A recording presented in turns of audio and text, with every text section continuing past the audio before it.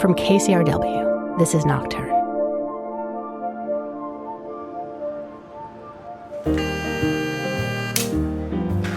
Okay, so my husband likes chicken franchise. Chinese. Sometimes I'll get lasagna. Sushi.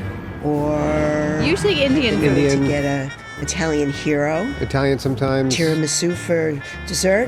Diner food. And if we order in Chinese, we'll probably get some wonton soup, maybe an egg roll, perhaps a shrimp dish with rice.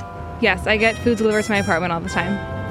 We get food delivered to our apartment several times a week. There's a place right downstairs, so I really shouldn't order from them, but I do. Only when I'm really, really lazy, yeah. It's very shameful. I probably shouldn't have said anything, but yeah. The Italian food is really hot. The Chinese food is not as hot. It could be that Italian food just stays hotter longer than Chinese food. If I'm ordering in, it's usually kind of like critical mass, worked too late, got home late, starving to death. If you just had a long day and don't feel like going out, or if you're just, at home reading a book and you don't want to be like interrupted by other people, it's nice to just be able to not be bothered. Sometimes it arrives too soon. Sometimes it arrives and you're not ready for it. Literally, sometimes it'll be 5 minutes and you have no idea how they were able to prepare it and get it over to you that fast. Other times, you wonder what the hell is taking so long. Quite honestly, as far as I'm concerned, delivery food is never as good as having it in the restaurant. Somehow it possibly absorbs some of the container's tastes, or it just doesn't come as hot. It's just been sitting for a while, and then you still have to put it out on plates. Really? I mean, you could eat it from the cart? Yeah, I guess there are people that eat it from the cart, and I never quite thought to do that.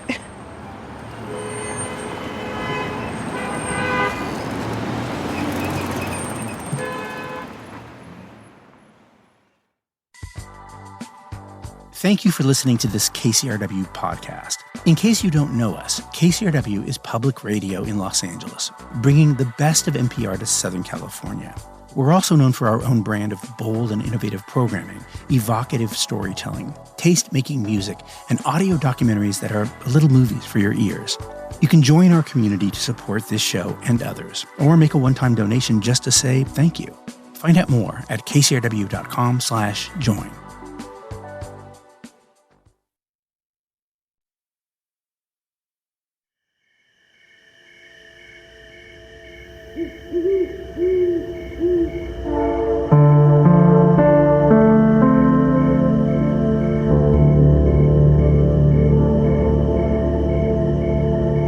You're listening to Nocturne. I'm Vanessa Lowe.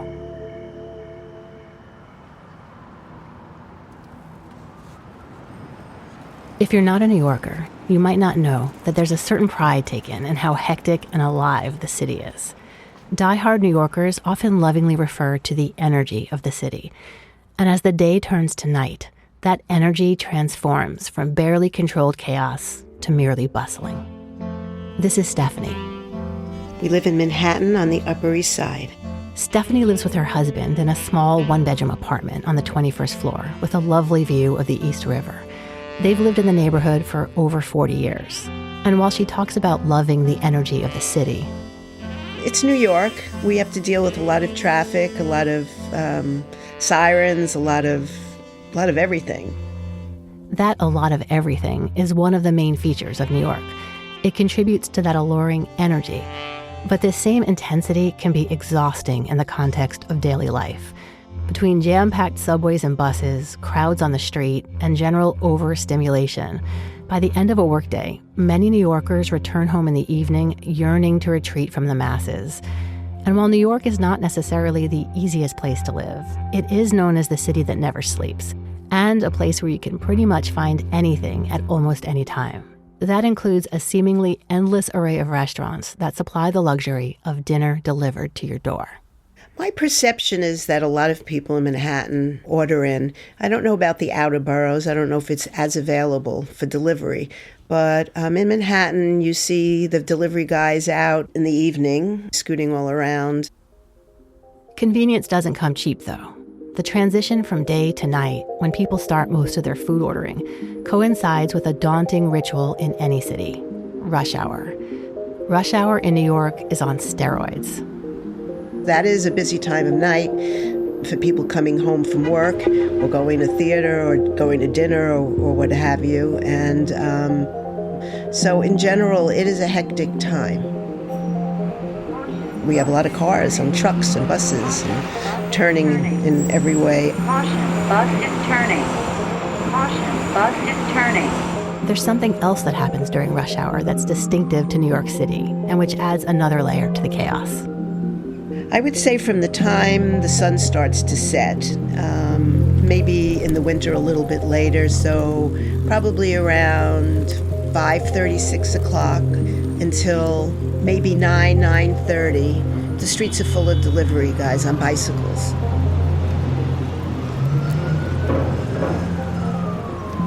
Well, it's a really good thing to have because particularly if it's really nasty out and you haven't prepared something to cook in, or if you're not feeling well and you need to call up and they can deliver chicken soup, or you can just get a cup of coffee.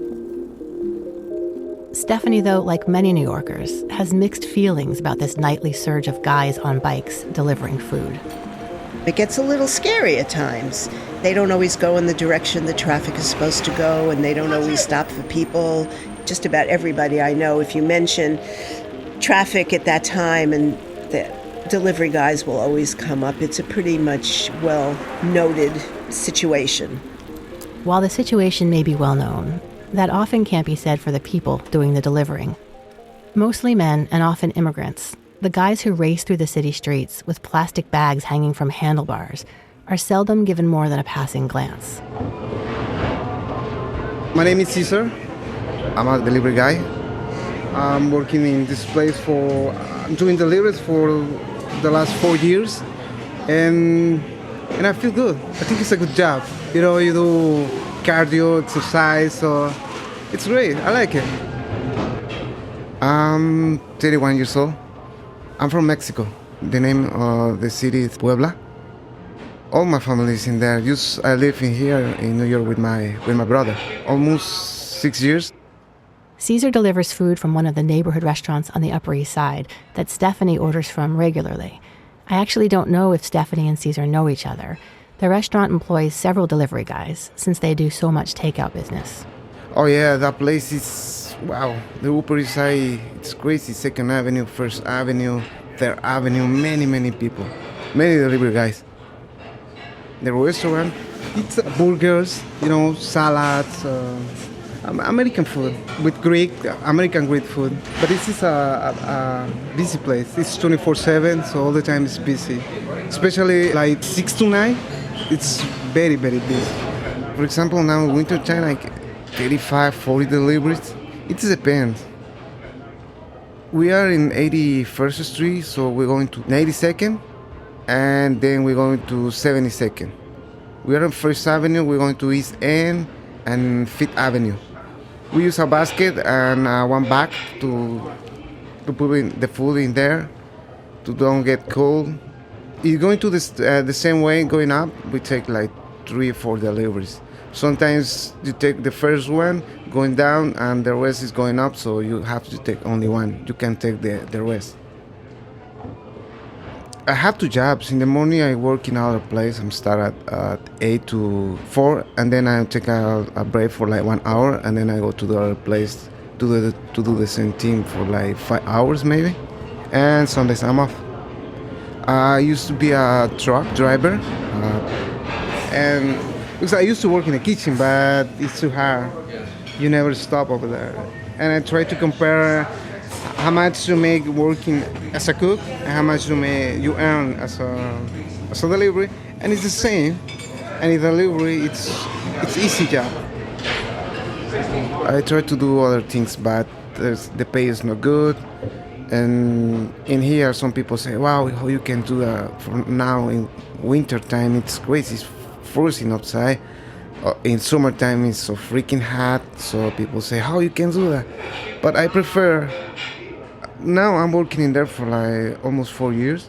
The people is the same who order the food. all the time is the same. So they know me and I know them. Now we are friends. Hey, how are you, Cesar? How are you doing? With over 1.5 million people on the island of Manhattan alone, it's comforting to see familiar faces and to exchange pleasantries, if only for a rushed moment. On his dinner deliveries, the regulars are his friends. There's a brief connection, but they're separated by their rhythm and the circumstances of their lives. As night falls, Cesar is in the middle of his workday, while his customers are winding down their day. They meet for an instant when he's handing them a bag of food at their door, but they likely wouldn't even notice each other if they passed on the street. Okay, so they pull up with their bicycle in front of the building, and I'm not quite sure even where they put their bicycle there. You have to lock the bar all the time. And then they come in, they tell the doorman what apartment they're going to. The doorman will ring us up on the phone and tell us that we have a delivery, and we say yes or no, send him up. And then he goes through the lobby to the service elevator. The difficult part is when you have to wait for the service elevator, because it's only one for many guys, many delivery guys. So you have to wait for the guy who take to all of them, and then come everybody down, and then you go with the rest. And there's between the hours, I guess, of 9 and 8 in the evening, we have someone available to go up in the service elevator with any deliveries that come. I don't like it. Yeah, it's crazy. Sometimes the service elevator is busy because they're taking all garbage, so you have to wait like 50 minutes, and you are collecting money. And then he gets to the floor, the porter or whoever is on the elevator at that time will wait for him while he gives us the food, and then they go back and they take him down. Sometimes in the evenings at 6, 7, it's crazy. We have to use one elevator for many 5 delivery guys. And sometimes the doorman, he take to you to go upstairs, and you have to wait until everybody finish. They stop the elevator and they say, hold on, I'm going to this guy, and then the other one, and then the other one, and then the other one. Oh my. They're not allowed to go by themselves. Not in our building. I don't know about other buildings. I suppose buildings that don't have service elevators, they send them right up through the front elevator. For delivery? Right. Good. Okay. Oh, sometimes the people, they go to the store and they make a complaint. Oh, my food is cold. What is my food? What is that? But they don't understand. We have to spend like 10, 15 minutes on that elevator. And not every building has an elevator. I know those girls. They order every day.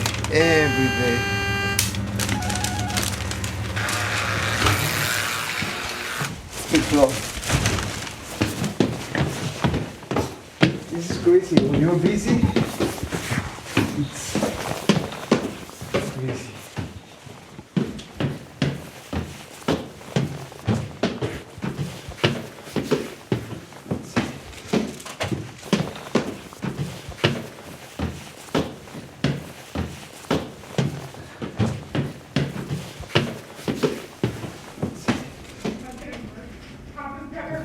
They're not ready.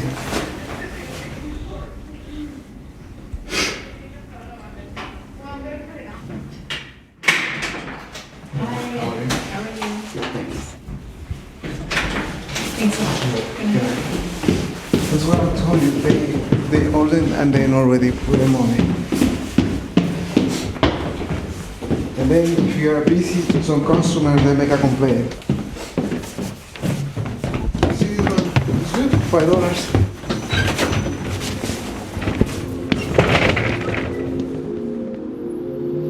So Cesar is always running to deliver food as fast as he can, and it's a lot of pressure because people want to get their dinner while it's hot and doesn't taste too much like the container it comes in. Cesar is battling rush hour traffic, waiting for elevators, walking up and down stairs, often with multiple deliveries. But the customers only notice how long it's been since they ordered. It's a delicate balance between speed and safety.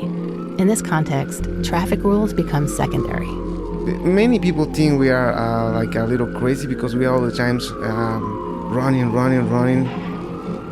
Well, they're doing that because they're in a hurry, and the more places they go in a short time, the more tips they get. So I imagine that's where they get most of their livelihood from. But it feels like a menace because you really don't know where they're coming from, and it's dangerous. You know, if you step off a curb and then suddenly someone's whizzing past you or almost into you, sometimes they don't even go in the street.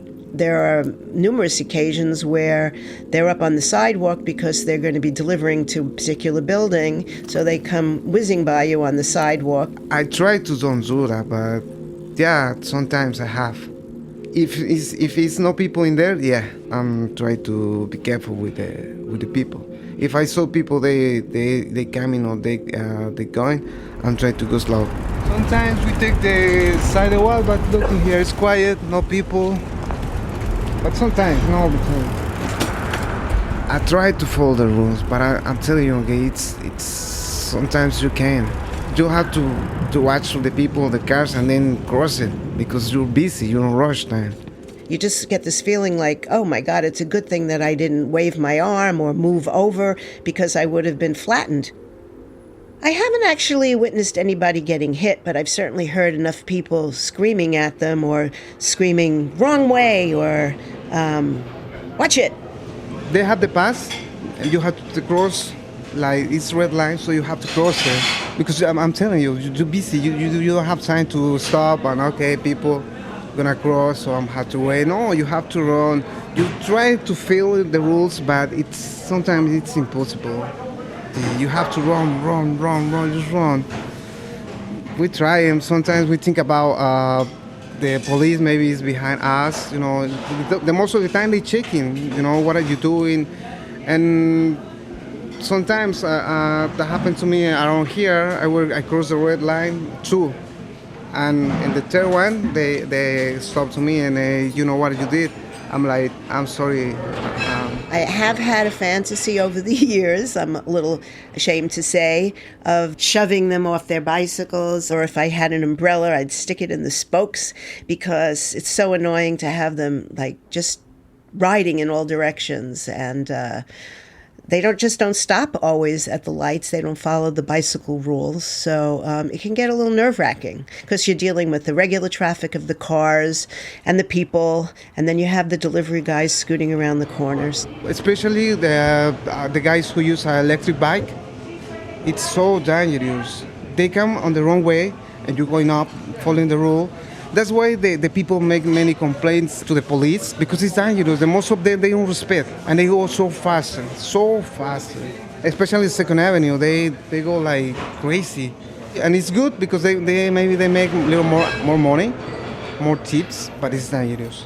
I've actually grabbed people to stop them from being possibly hit.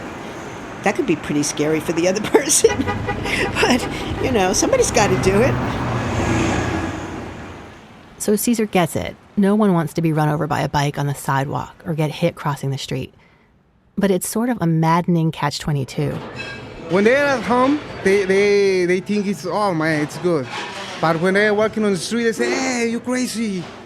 Why you don't wait for the fucking red light? Something like that, you know? But when they're right at home, they take the phone and they call, oh, I need a delivery. Oh, they're okay. But when you find them on the street, it doesn't make sense. What happened? We have to run if we want to make some money. Because if you don't run, it's, I don't know. Caesar notices some other inconsistencies, or even double standards when it comes to following the rules. Especially the people, they going walking, and they using the bike line, they texting, and they don't watch who's in the back, and then they start to make a complaint too. But the problem is them. They're busy in their cell phones. You know, they don't watch what they're doing. Jaywalking in New York is a very common occurrence. It seems to be generally accepted. People just walk out, and they don't often look where they're walking. Many times you'll see someone just walking across the street on their cell phone, texting or whatnot, just looking at it, not even paying attention. Do you ever jaywalk? I do. I do it all the time, but I try to make a point of looking to see that there's no traffic or there's a traffic lag that I will get across the street without hurting anyone or anybody else being inconvenienced. But I don't just jump out in the middle of the street. Sometimes what I'll do is I'll stand on the side of the street and they'll see me and they'll slow down. I always make a point of gesturing to them and saying thank you. And I am grateful that they've stopped. Now, why do you jaywalk? I jaywalk because the streets are long and I don't want to wait. Everything is very fast and furious in New York, and oftentimes the wait is quite a bit. And in terms of the middle of the street, I don't do it that much, but I do it. I feel personally that just for me, I pay attention to who's out there. If I don't see cars, then I walk. If I do see cars coming, and I feel that it's going to hurt them in some way or put them in some kind of danger, I won't walk. Whereas the delivery guys just seem to be flying past in all directions, and we don't get any kind of warning that they're coming. And even if they come racing up behind us on a sidewalk, you don't always know. And so you might step out in another direction or lean over to pick something up, and you just don't know what's going to happen. Stephanie and Caesar agree, though. Well, I'd like to see that all the delivery guys are wearing the appropriate clothing so that you can see them and that they have appropriate lights and perhaps a bell or a horn. I'm wearing everything. I have lights, my home lit. Some people, they don't like to use that, and then they get accidents, but the problem is they don't like to wear all those things. We need to use that, especially at night. It's crazy and it's dangerous. Mostly, I would like them to ride as a car would ride and follow the rules of the road. And if they are going to come onto the sidewalk, that they stop at the curb and walk their bicycles to the actual door of the apartment building so that nobody gets surprised that there's someone else on the sidewalk that's going to run you down. And would you be willing to sacrifice some of the hotness of the food if they took an extra 10 minutes because they're following all those rules? I suppose so. We could always pop the food in the toaster oven to heat it up or microwave, whatever it is you have. But, I mean, I would certainly prefer that people are not getting hit by bicycles. So, I guess so. For all of the talk about bike delivery guys being a menace, less talked about are the dangers to them, especially at night when they're less easily seen. Helmets, bike lights, and bells are hugely important, but it's a risky job even with all those things. When it's raining, it's okay, but when it's snowing, it's so dangerous. Everything is frozen, so your bike is not working, your brakes not working, so that's why we don't use the bikes when it's snow. It's cold, but I have a good jacket, a good coat, so it's okay. Boots, gloves, everything is good. But when it's snowing, it's crazy because you can use your bike. We're gonna take York, and then we're gonna take East End, and we don't have a bike line, so it's dangerous. When there aren't any bike lanes, Caesar is riding right in the middle of cars and trucks. It's difficult, many cars, the drivers, they don't respect us, so sometimes I feel scared. Once I went on my bike on delivery, and then the driver, he stopped on the other side, and then the customer opened the door, and then I fall down. They never watch. They just opening like they are the owners of the street. I don't know. The other guys who were walking around there, they called to the police and the ambulance. That was crazy. In that moment, the customer or the driver, she asked to me if I'm okay. I was so angry, and I just say to her, next time, please watch what are you doing. The next day, when I woke up, I saw my hand blue, and I was scared, like, oh shoot, what's going on? And I went to the hospital, and they told me it's okay, don't worry. But the drivers, sometimes they think it's only a bike, but it's not. It's one life. Come on, guys. Especially the taxi drivers, they are crazies. In addition to the physical dangers of the job, sometimes food is taken from the bicycles during deliveries, and even the bikes themselves get stolen. Yeah, like 3 times happened to me. Sometimes I take the subway on 86th Street, so I live over there. So the next time I come and what is my fucking bike? Somebody stole it. Yeah. While Caesar is racing from building to building, trying not to get hit by a car or get his bike stolen, the contrast between his life and that of his customers is not lost on him. When you go, for example, just cross the street or going upstairs of that building, doormans, they say, "Where are you from?" "I'm from the diner, he's downstairs." And they say, "I don't get it, they live in here, they have to cross the street and go to pick up the food, that's it." But maybe they come from work, so they're so tired or something like that, maybe. I think they have a lot of money because the food is it's expensive over there. And the doormans, they all the time say to us, they say, "I don't understand why they pay like $50,000 for the kitchen and they don't use it. They call for delivery." So I think they have a lot of money. Caesar and the other delivery guys work mostly for tips, and that's unpredictable, whether the order's from the same building as the restaurant or 20 blocks away. The building what is the restaurant, it's a big one, it's I think 36th floor. They order from there. They don't want to go to pick up the food, just they order and we go. But it's crazy because sometimes you go upstairs and they give to you like maybe $5. Just some of them, the rest of them they don't care. Even it's raining or it's snowing, they all the time give to you $2. Sometimes just $1. Even you have to go upstairs for like 4 feet flat. They don't care. Despite the difficulties of the work, Caesar's pretty happy doing bike deliveries, for now. I feel good. I like it. Yeah, but I don't want to be a delivery guy for the rest of my life, so I want to try to do something else. My brother, he works in a construction, so he told me something about it. The pay is good, but it's construction, so it's so hard. Caesar is looking to the future for when he's ready to move on from delivering food. I want to start school next Monday. I want to start to study English. Yeah, 2 hours a day, Monday to Thursday, because I speak, but it's difficult to write. It's so hard.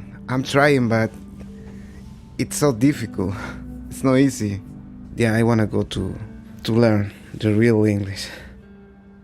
So while Caesar improves his English and thinks about what he wants to do next, he'll stick with deliveries. He mostly likes the work and the people, and the tips are pretty good. There's just one thing he wishes were different. Some people, they don't care if it's raining, it's snowing, it's the same. They don't worry about it. The most of them, they just take the food and that's it. Thank you, and they close the door. They slap the door. Like, oh shit, okay, I'm busy to see you later. That's it. And of course, some of them, they are very nice, but some of them, they don't care.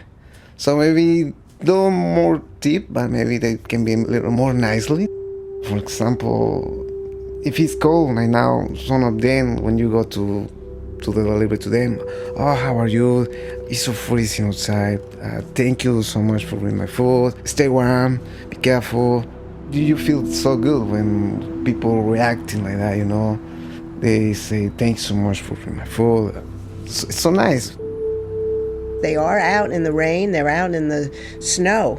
So when we don't want to go out, they're going out. I wouldn't want to do it, and we thank them for that.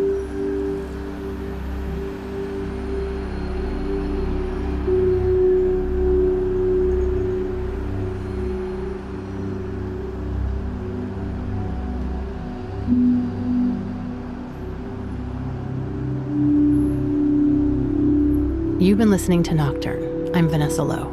Nocturne is produced by me and was created by myself and Kent Sparling, who also composed the theme music. Joel Shupak was associate producer for this episode.